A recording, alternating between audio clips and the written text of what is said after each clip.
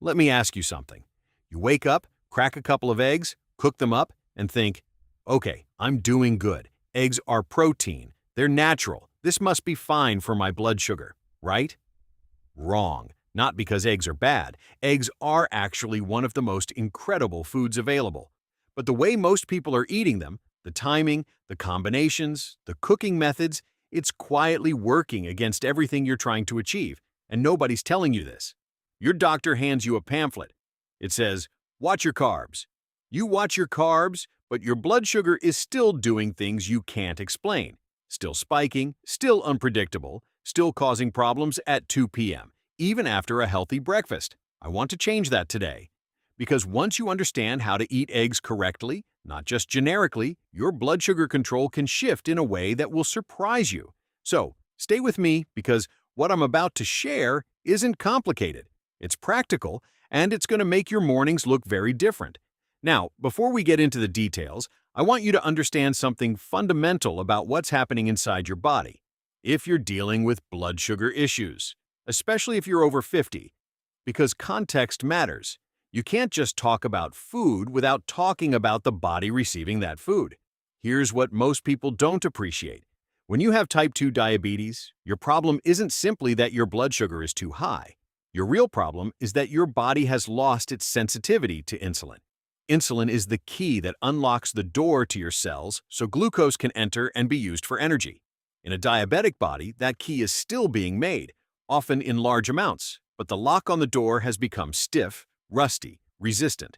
So, glucose sits in the bloodstream, building up, causing damage to your blood vessels, kidneys, nerves, and eyes. And here's where it gets important for our conversation about eggs. Every single food you eat, every meal, every snack, every bite either helps restore that sensitivity or makes the resistance worse. There's no neutral ground. There's no food that simply does nothing. And eggs, when eaten correctly with fat, can genuinely help your body become more insulin sensitive over time. But when eaten incorrectly, wrong timing, wrong cooking, wrong combinations, they don't give you that benefit. Now let me speak specifically to those of you over 50, because the situation changes after 50. The rules that applied at 30 or 40 don't apply the same way anymore. Your metabolism has slowed. Your muscle mass has been declining slowly, quietly, year by year. And muscle is one of the primary places where your body disposes of glucose. Less muscle means less glucose disposal, which means your blood sugar control becomes harder, even if you're eating the same things you always ate. Your liver becomes more active at releasing glucose on its own, particularly in the early morning hours. This is why so many diabetics over 50 wake up with higher fasting blood sugar than they went to bed with. It's called the dawn phenomenon, and it's very real and very common. Understanding it changes how you should think about breakfast entirely. And what do most people eat for breakfast? Eggs, toast, maybe some juice, maybe cereal. And most of that combination, we'll get to this, is silently doing damage. So the question isn't whether eggs are good or bad. The question is, how do you use eggs strategically, intelligently, in a way that works with your biology after 50, not against it? That's what we're going to answer part by part, clearly, so that by the end of this video, you walk away with an actual plan. Not a vague idea, not a maybe, but a real usable plan. So, let's talk about what's actually inside an egg, because I think most people have a surface-level understanding. They know eggs have protein, they know eggs have fat. Some people are still afraid of the cholesterol, but they don't understand the full picture. And the full picture is what makes eggs so valuable for someone dealing with blood sugar issues when used correctly. An egg has essentially 0 carbohydrates. 0? That means eating an egg by itself causes virtually no direct spike in blood sugar. None. The glucose response from a plain egg is negligible. This is the first reason eggs are so powerful. They are one of the few satisfying, filling, complete foods that do not directly raise your blood sugar at all. But here's where it gets more interesting. The protein in eggs, and a single large egg has about 6 grams of high-quality protein, does something remarkable in your body. It slows gastric emptying. That's a medical term for how quickly food leaves your stomach and moves into your intestine, where it gets absorbed. When gastric emptying slows down, the absorption of everything else you ate with that egg also slows down. So, if you had some vegetables with your eggs, or even a small amount of carbohydrate, the egg protein acts as a buffer. It smooths out the blood sugar response. It prevents that sharp spike that would otherwise happen. This isn't a small effect. Studies have shown that eating protein at the beginning of a meal before the carbohydrates can reduce post-meal blood sugar spikes by a significant margin. And eggs are one of the best, most accessible, most affordable sources of that protein. This is why the order in which you eat your food matters. We'll come back to that point because it's critical. Now let's address the fat in eggs, because this confuses people. An egg yolk contains fat, healthy fat, mostly monounsaturated and saturated fat, along with fat-soluble vitamins like vitamin D, vitamin A, vitamin K2, and choline. People have been afraid of egg yolks for decades because of the old cholesterol hypothesis, the idea that eating cholesterol raises your blood cholesterol and causes heart disease. That hypothesis has been largely challenged and revised by modern research. For most people, dietary cholesterol has minimal impact on blood cholesterol levels. The body regulates its own cholesterol production, and when you eat more, it simply produces less. But more importantly for our discussion today, the fat in the egg yolk actually helps your blood sugar because fat, like protein, slows gastric emptying. Fat also doesn't require insulin to be processed in the same way carbohydrates do. So, the fat in the yolk is adding another layer of blood sugar protection. It's extending the time it takes for your meal to digest, keeping you fuller for longer and preventing the rapid glucose absorption that causes spikes. This is why I want to be very direct with you. Do not eat egg whites only. I know the egg white omelet became fashionable. I know people think removing the yolk makes it healthier. For someone dealing with blood sugar issues, removing the yolk removes a significant portion of the blood sugar benefit. You want the whole egg. The yolk is not your enemy. The yolk is actually doing important work for you. There's one more thing inside eggs that deserves attention, and that is choline. Choline is a nutrient that most people have never heard of, and most people are deficient in. Choline is essential for liver function. And remember what I said earlier about the liver in people dealing with blood sugar issues, especially after 50? The liver becomes overactive in releasing glucose. A liver that's functioning well, that's not fatty, that has the nutrients it needs, is a liver that releases less glucose inappropriately. Choline supports that liver health. Eggs are one of the richest dietary sources of choline available to us. So, when you eat a whole egg, you're not just eating protein and fat. You're eating a package that supports your liver, buffers your blood sugar response, slows digestion, provides fat-soluble vitamins, and does all of this without adding a single gram of carbohydrate to your system. That is extraordinary. That is why I call eggs one of the most underutilized tools in managing blood sugar. But, and this is the part that changes everything, none of this works the way it should if you are eating eggs incorrectly. The timing is wrong, the cooking method is wrong, the combinations are wrong, and those errors are canceling out all of these benefits before they even have a chance to help you. So, in the next part, we're going to talk about exactly that. How to eat them, when to eat them, and what to never ever pair them with if you are serious about controlling your blood sugar. All right? So, now you understand what eggs are doing inside your body. You understand the protein, the fat, the choline, the zero carbohydrates. You're convinced eggs are powerful. But now comes the practical part. Because knowing that eggs are beneficial and actually using them correctly are two completely different things. And I see the same mistakes being made over and over by people who are genuinely trying to do the right thing but are unknowingly sabotaging themselves. Let's start with the single biggest mistake: eating eggs alongside high-carbohydrate foods and thinking the eggs will cancel it out. I want you to picture a very common breakfast: 2 scrambled eggs, 2 slices of white toast, a glass of orange juice, maybe some jam on that toast. Now in your mind you're thinking, I had eggs, so this is a good breakfast. But what actually just happened in your body is this. The orange juice hit your bloodstream within minutes. Pure fructose and glucose absorbed almost immediately, spiking your blood sugar rapidly.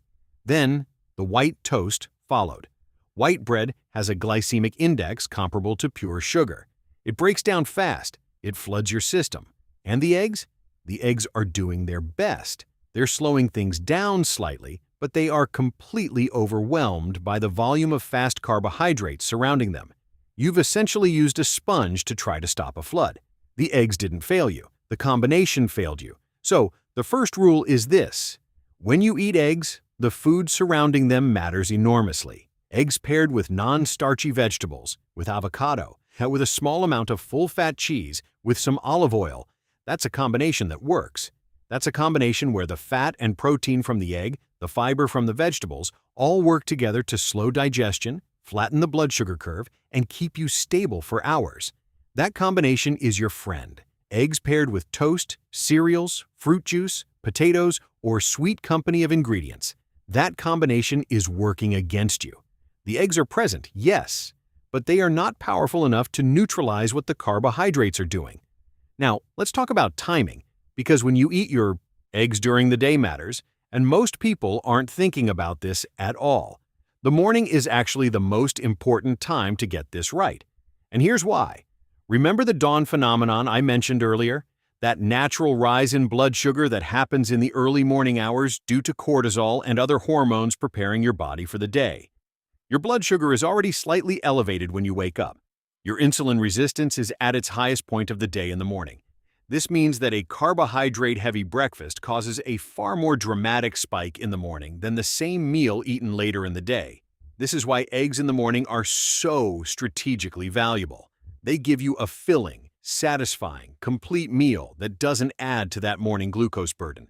They don't spike you further. They stabilize you. They carry you forward into the day without that mid-morning crash that happens when you eat cereal or toast. Your blood sugar spikes and then drops sharply, leaving you tired, hungry, and craving more carbohydrates by 10 a.m. But here's the important nuance. How you cook those eggs in the morning changes things too. And this surprises people. They assume an egg is an egg, scrambled, fried, boiled, same thing. But it's not quite the same thing. Boiled eggs and poached eggs are cooked without any added fat in the cooking process. That means what you're getting is purely the egg itself. When you add cooking oils, and particularly when you use poor quality cooking oils like refined vegetable oils, canola oil, sunflower oil, you're introducing inflammatory fats that can worsen insulin resistance over time. These oils are highly processed. They oxidize at high heat, and chronically consuming them contributes to the kind of low-grade inflammation that makes blood sugar control harder. So, if you're frying your eggs, use butter, use ghee, use coconut oil, use extra virgin olive oil at lower heat. These are fats your body recognizes that don't oxidize harmfully at cooking temperatures, and that actually support metabolic health rather than undermining it. This is a small change that takes no extra time and no extra effort, but makes a real difference over weeks and months of daily egg consumption. Now, there's another timing principle I want to give you that goes beyond just breakfast, and that is the concept of eating protein first within any meal. Research is now very clear on this. If you eat your protein source, your eggs, your meat, your fish, at the beginning of the meal, before you touch your carbohydrates, your post-meal blood sugar response is significantly lower than if you eat those same foods in a different order. The protein and fat prime your digestive system. They trigger the release of gut hormones that slow glucose absorption, and they give your insulin a head start. So, even if you're having a meal that includes some carbohydrates, simply eating your eggs first, before anything else on the plate, gives you a measurable advantage. This one habit alone, eating protein before carbohydrates, can lower your after-meal blood sugar spikes by meaningful amounts without changing a single ingredient in your meal. Just the order, just the sequence. And the final mistake I want to address in this section is portion confusion. Some people hear that eggs are good for blood sugar management, and they eat one small egg and wonder why they aren't seeing results. One egg at breakfast may not be enough to provide the protein buffer and satiety signal your body needs. 2 to 3 whole eggs is a reasonable, well-studied amount that provides genuine metabolic benefit without concern for most healthy individuals. Unless your doctor has given you a specific reason to limit eggs based on your individual health profile, 2 to 3 eggs at a meal is where the real benefit begins to show. So, to summarize where we are, eat whole eggs, not just whites. Cook them in healthy fats. Pair them with vegetables and healthy fats, not toast and juice. Eat them first in your meal before any carbohydrates, and eat enough of them to actually matter. These are not complicated changes, but they are specific, and specificity is exactly what makes the difference between eggs helping your blood sugar and eggs being just another food you ate that did nothing particularly useful. In the next part, we're going to go deeper into what happens after the meal, how eggs interact with your blood sugar over the following hours, and what you can do in the rest of your day to lock in the benefits we've been building. So, you've eaten your eggs correctly. You cooked them in butter or ghee. You paired them with vegetables and avocado. You ate them first, before anything else on your plate. You had 2 or 3 whole eggs, not just whites. You skipped the toast, skipped the juice, skipped the jam. You did everything right. Now what? Because here's something that most people don't realize. The benefit of eating correctly doesn't stop at the moment you swallow your last bite. What happens in the 2 to 3 hours after your meal is just as important as what happened during the meal itself. And if you get the post-meal window wrong, you can undo a significant portion of the blood sugar benefit that your eggs just worked hard to give you. Let me explain what's happening inside your body after a well-constructed, egg-based breakfast. Your blood sugar has risen modestly, far less than it would have after a carbohydrate-heavy meal, and now your body is working to bring it back down. Insulin has been released in a measured, controlled amount. Your cells are beginning to absorb glucose. Your digestive system is moving slowly and steadily through that meal because of all the protein and fat. You are in a stable, controlled metabolic state. This is exactly where you want to be. Now the question is, what do you do with that window? The single most powerful thing you can do in the 1 to 2 hours after eating eggs, or after any meal as someone managing blood sugar, is move your body. And I don't mean go to the gym and lift heavy weights. I mean walk. A simple, easy 10 to 15-minute walk after your meal does something remarkable for your blood sugar that no medication can replicate in quite the same way. When your muscles are contracting during movement, they absorb glucose directly from the bloodstream without needing insulin to do it. This is a completely separate pathway from the insulin-dependent pathway.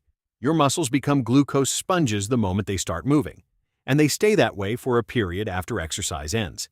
Studies consistently show that a 10 to 15-minute walk after a meal can lower post-meal blood sugar by a significant and meaningful amount. Not a small effect, a real, measurable, clinically significant reduction. And when you combine that walk with a meal that was already low in carbohydrates, already built around protein and fat from your eggs, the combined effect is powerful. Your blood sugar curve becomes very flat, very controlled, and over days and weeks of doing this consistently, your overall insulin sensitivity begins to improve. This is the compounding effect that people don't talk about enough. Every single meal where you keep your blood sugar controlled, every single post-meal walk that you take, is training your body to be more responsive to insulin. You're not just managing today's blood sugar. You are gradually reversing the underlying resistance that is at the core of your blood sugar challenges. And eggs, eaten correctly, are a central part of that daily practice. Now, let me talk about something else that happens in the hours after your egg breakfast that most people are completely unaware of. Because of the high protein content of eggs, your body releases a hormone called glucagon-like peptide 1, or GLP-1. You may have heard this name recently because some of the most talked about diabetes and weight loss medications work by mimicking this hormone, but your body produces it naturally in response to protein and fat intake. GLP-1 does several things that are extraordinarily beneficial for managing blood sugar. It slows gastric emptying further. It reduces appetite. It signals the pancreas to release insulin in a glucose-dependent manner, meaning it only triggers insulin when blood sugar is actually elevated, which is a much smarter and safer mechanism than forcing insulin release regardless of blood sugar levels. And it reduces the amount of glucagon your liver releases, the hormone that tells your liver to dump more glucose into your blood. So, your egg breakfast is triggering your body's own internal GLP-1 response naturally, without a prescription, without side effects. This is why people who eat high-protein, high-fat breakfasts built around eggs consistently report feeling less hungry throughout the day, making better food choices at lunch, and having more stable energy without the mid-afternoon crash. It's not willpower, it's biology. The right breakfast is setting the hormonal tone for your entire day, but there's a trap that many people fall into during this window, and it quietly destroys everything they just built. And that trap is snacking. specifically snacking on carbohydrates between meals because they feel slightly hungry or sluggish, restless at around 10 or 11 a.m. Here's the problem with that. When you eat a proper egg-based breakfast with adequate protein and fat, you shouldn't be genuinely hungry 2 hours later. If you're reaching for a snack at 10 a.m., one of two things is happening. Either your breakfast didn't have enough protein and fat, in which case add another egg or add some avocado next time. Or you're eating out of habit, boredom, or stress, not out of genuine hunger. Every time you eat between meals, you restart your insulin response. You interrupt the fat-burning state your body was beginning to enter. You give your pancreas another job to do. And for someone trying to reduce the overall insulin burden on their system, unnecessary snacking is working directly against that goal. The eggs have bought you time. They've given you a long, stable, hunger-free window. Use it. Do not eat again until you are genuinely hungry. And when that hunger arrives, build your next meal the same way. Protein first, healthy fats, vegetables, minimal fast carbohydrates. This pattern, correct breakfast, post-meal walk, no unnecessary snacking, protein-anchored next meal, when practiced consistently, creates a rhythm in your body that begins to shift your baseline. Your fasting blood sugar starts to come down over weeks. Your HbA1c, the 3-month average blood sugar measurement, begins to move in the right direction. Your energy stabilizes. Your cravings reduce. And all of it started with understanding how to use eggs correctly. We've covered an enormous amount of ground, but there's one final piece that ties everything together, and that is the lifestyle context. The habits, the sleep, the stress, the movement patterns that either amplify everything we've discussed or quietly undermine it, no matter how perfectly you eat your eggs. We've come a long way together in this video. You now understand what's inside an egg and why it matters for blood sugar management. You understand how to cook them, how to pair them, when to eat them, what order to eat them in, and what to do in the hours after your meal to lock in the benefit. That knowledge alone puts you ahead of the vast majority of people managing their health today. But I want to be honest with you now, because honesty is more valuable than false comfort. If you eat your eggs perfectly every single morning, but you're sleeping 5 hours a night, your blood sugar control will remain poor. If you eat your eggs perfectly, but you're carrying chronic, unmanaged stress, your blood sugar will remain unstable. If you eat your eggs correctly, but you're completely sedentary for the rest of the day, sitting for 8, 10, 12 hours, the benefit of that breakfast will be significantly reduced. Food is powerful, but food doesn't exist in isolation. It exists inside a body that is shaped by everything else you are doing and not doing every single day. So, let me talk about sleep first, because it is the most underestimated factor in blood sugar control that I encounter.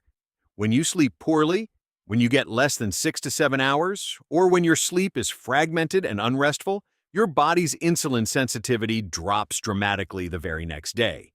One bad night of sleep can raise your fasting blood sugar and worsen your glucose response to food almost as much as eating a poor diet. This is not a small effect. This is measurable, documented, and reproducible in research settings. Your body repairs itself during sleep. It regulates cortisol during sleep. It processes and consolidates the metabolic work of the day during sleep. When you cut that short, everything suffers, including your blood sugar. So, if you're waking up at 4 a.m. and can't go back to sleep, if you're lying awake with a racing mind, if you're snoring heavily and waking up unrefreshed, these are not minor inconveniences. These are medical issues that are directly affecting your diabetes management. Address them. Talk to your doctor about sleep quality. Consider whether sleep apnea may be present, because sleep apnea is extraordinarily common, and it keeps cortisol elevated all night long, driving blood sugar up continuously while you sleep. This is why some people wake up with higher blood sugar than they went to bed with, even when they ate nothing overnight. Now let's talk about stress, because stress and blood sugar are connected in a way that most people intellectually know but emotionally underestimate. When you are stressed, whether it's financial stress, relationship stress, work stress, health anxiety, your body releases cortisol and adrenaline. These hormones exist to give you energy in a crisis. And the way they give you energy is by raising your blood sugar. They signal your liver to release glucose. They increase insulin resistance in your muscles. They prepare your body to fight or run, but you're not fighting or running. You're sitting at your desk or lying in bed worrying. So that glucose goes nowhere. It just stays elevated, and it stays elevated for as long as the stress response continues. This means that a person who is eating perfectly, but living in a state of chronic stress, will have consistently elevated blood sugar that no dietary change alone can fully correct. The stress has to be addressed, not eliminated.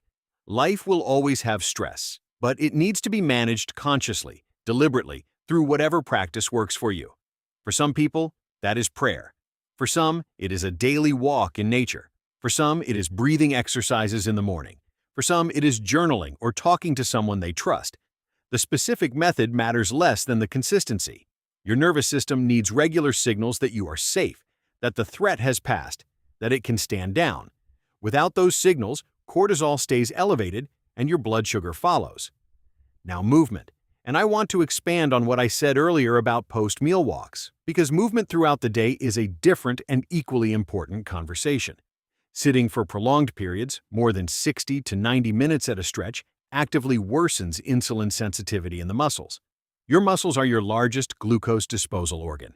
When they are inactive for long periods, they essentially switch off their glucose uptake capacity. This is why people who sit all day at work often have poor blood sugar control, even when they exercise for 30 minutes in the evening.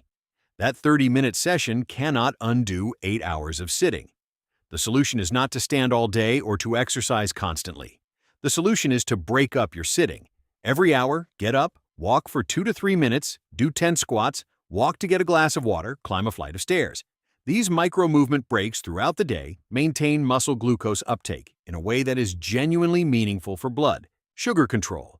Combined with your post-meal walk and a structured exercise session a few times a week, even moderate walking, even light resistance training, you have built a movement pattern that is actively working with your diet to reverse insulin resistance rather than just manage symptoms. And finally, I want to talk about water, because dehydration raises blood sugar. When you are not drinking enough water, your blood becomes more concentrated, and your kidneys become less efficient at filtering excess glucose. Most people are mildly dehydrated more often than they realize, particularly in warm climates or during summer months. Plain water, not juice, not sweetened beverages, not even too much tea or coffee with milk and sugar. Plain water throughout the day is a simple, zero-cost intervention that supports everything else you are doing.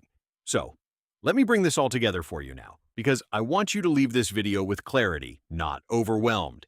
Eat 2 to 3 whole eggs in the morning, cooked in butter or ghee, paired with non-starchy vegetables or avocado, with no toast, no juice, no high-carbohydrate sides. Eat the eggs first before anything else on your plate.